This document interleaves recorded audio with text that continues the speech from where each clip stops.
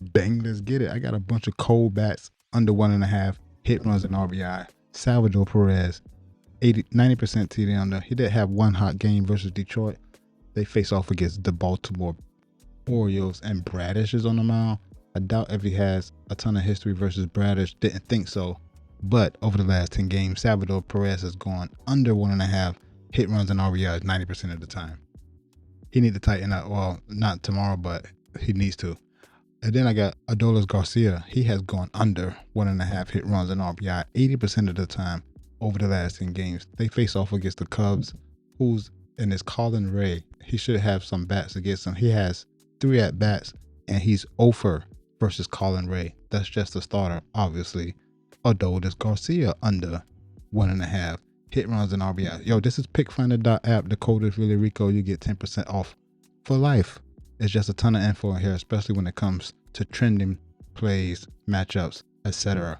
Vinny Pasquantino, under 1.5 hit runs and RBIs, 80% of the time over the last 10 games.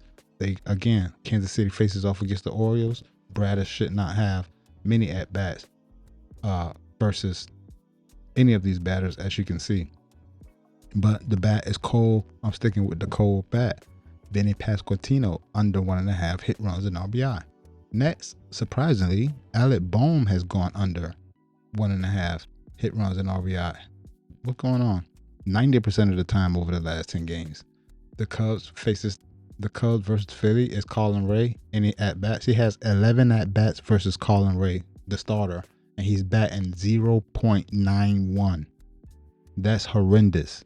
Hope the bat stays cold. I'm going to run those 3. I'm going to run 1, 2, 3, 4. I'm going to do 5 together with Jeff McNeil. Jeff McNeil for the Athletics. 8 straight games he's gone under 1.5 hit runs and RBI.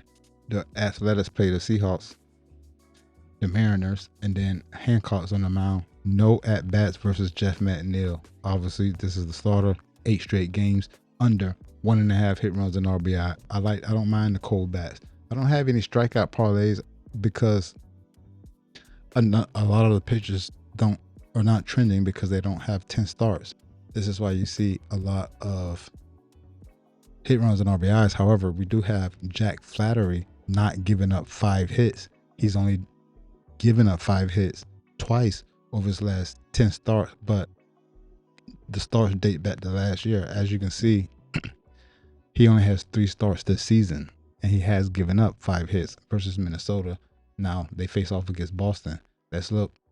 Jack Flaherty versus the Boston lineup. It doesn't look too hot for Boston.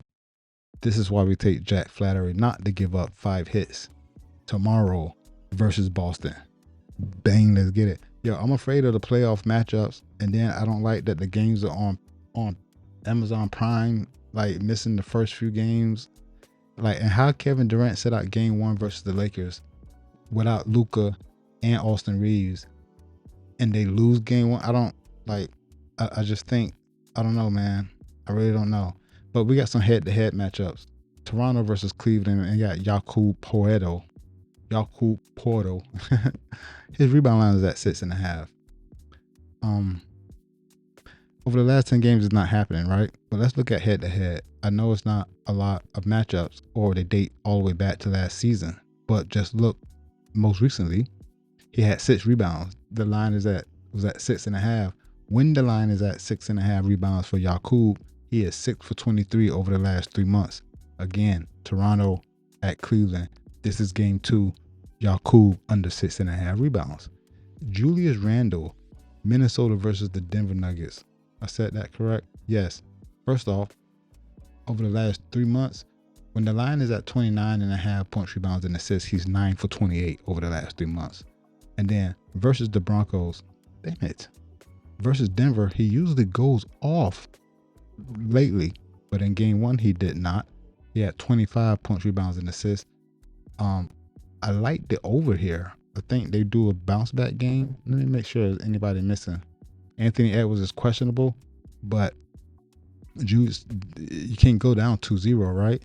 Julius Randle to go over 29.5 points, rebounds, and assists, because historically he does very well against the Denver Nuggets.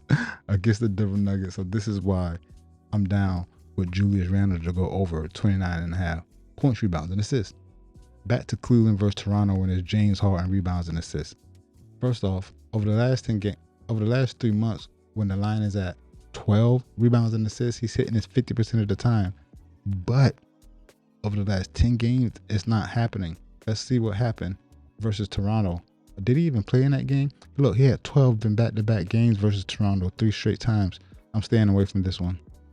James Harden rebounds and assists is at 12. We take the over if we catch it at 10.5 or 11.5, but that's not the case here. Mikal Bridges. This is the Knicks versus the Hawks. We got Mikal Bridges points and assists is at 16.5. Tighten up, man. What's going on? Look, over the last 10 games, he has not gone over 16.5 points and assists. Versus Atlanta, he has 18 games played versus Atlanta and usually does very well. Last 10 games he's played them, he's cracked this 70% of the time.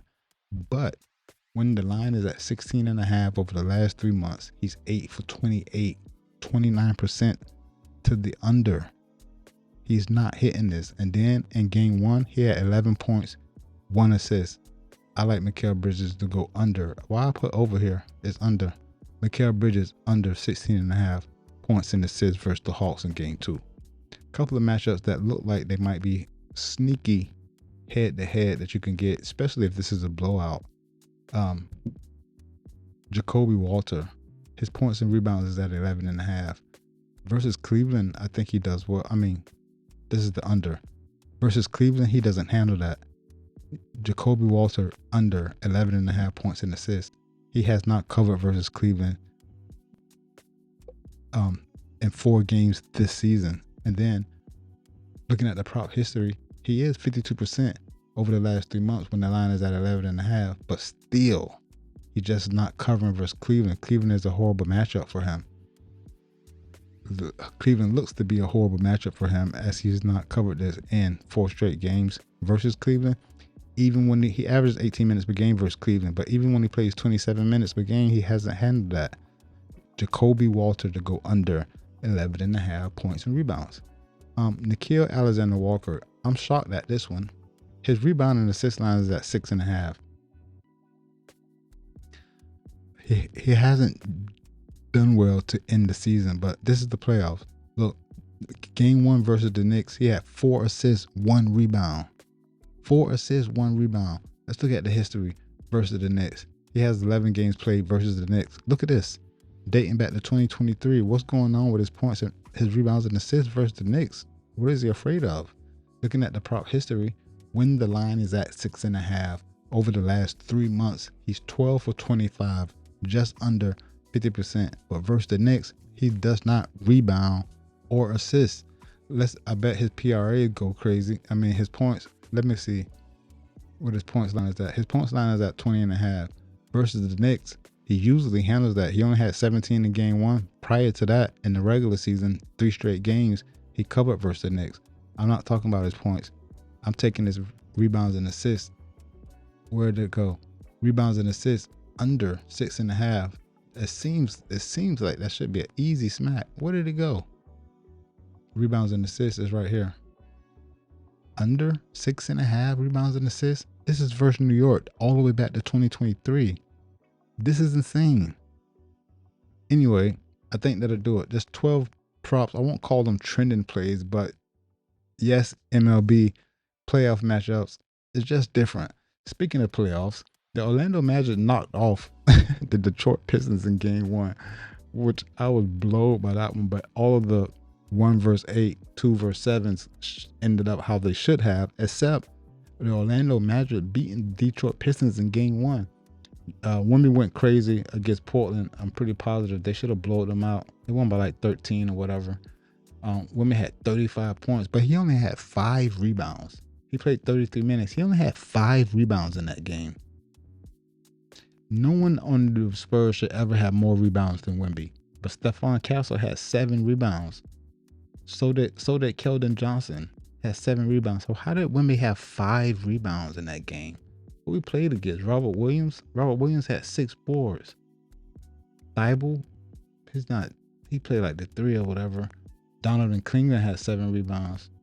Oh, women don't like playing against Donovan Klinger, huh? That's insane. Women should never have 5 rebounds. Women should never have anyone else on his team lead the team in rebounds. Come on, man. You're 8'7". How does anyone else have more rebounds than you? And why do you only have 5? There should not be a game where Wemby doesn't have 9, 10, 11 rebounds every game. Not sure what happened here. I didn't get to watch it. However, I was watching the stats. But I think that'll do it. I'm really Rico. You already know. Let's get this dough, bruh. Peace. I'm out.